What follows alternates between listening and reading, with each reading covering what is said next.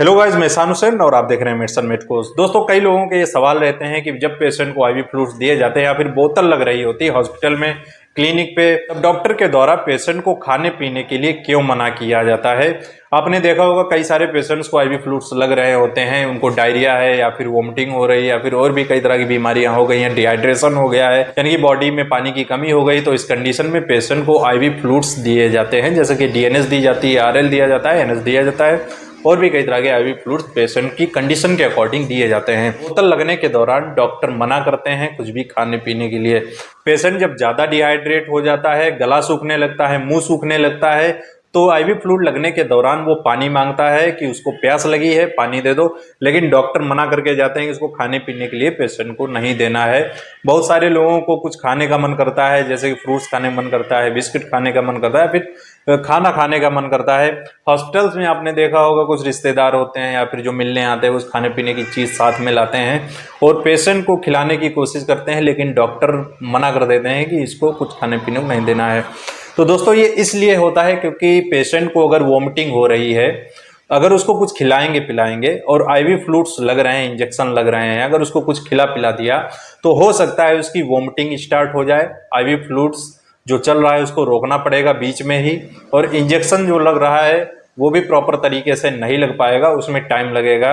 कुछ इंजेक्शंस होते हैं उनको जल्दी लग जाना चाहिए जिससे कि वोमिटिंग बंद हो जाए, इसीलिए पेशेंट को खाने पीने के लिए मना करते हैं। इसके अलावा अगर किसी पेशेंट को पेट दर्द हो रहा है और इस दौरान अगर पेशेंट को कुछ खिला पिला देंगे तो हो सकता है उसका पेट दर्द और भी ज़्यादा बढ़ जाए।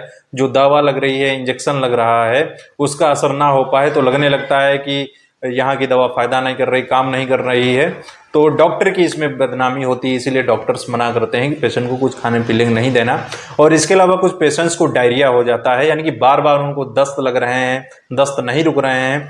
तो दस्त में होता यह है दोस्तों, 24 घंटे तक खाने पीने के लिए मना किया जाता है, क्योंकि पेशेंट का जो बॉल मूवमेंट है वो काफ़ी एक्टिव होता है। कुछ भी खाएगा पिएगा वो तुरंत बाहर निकल जाएगा, तो उसकी जो डायरियल कंडीशन है, दस्त नहीं रुकेंगे कुछ खाने पीने से।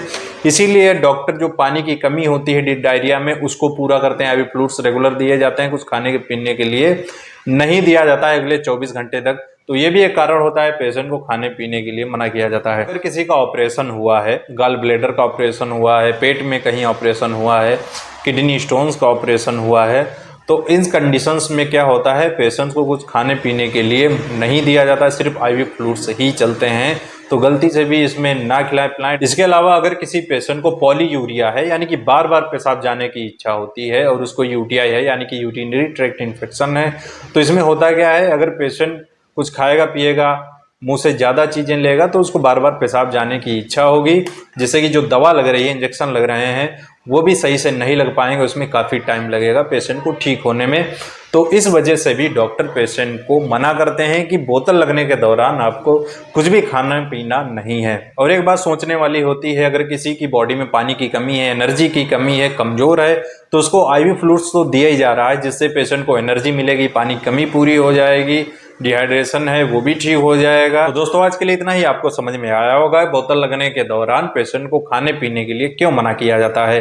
अगर आप इसके बारे में और भी ज़्यादा जानकारी चाहते हैं, किसी और बीमारी के बारे में जानना चाहते हैं, मेडिसिन के बारे में जानना चाहते हैं, तो कमेंट करके बता सकते हैं। इंस्टाग्राम पर मुझे फॉलो कर सकते हैं, मैसेज कर सकते हैं। ऑनलाइन कंसल्टेशन अवेलेबल है, आप मुझसे संपर्क कर सकते हैं।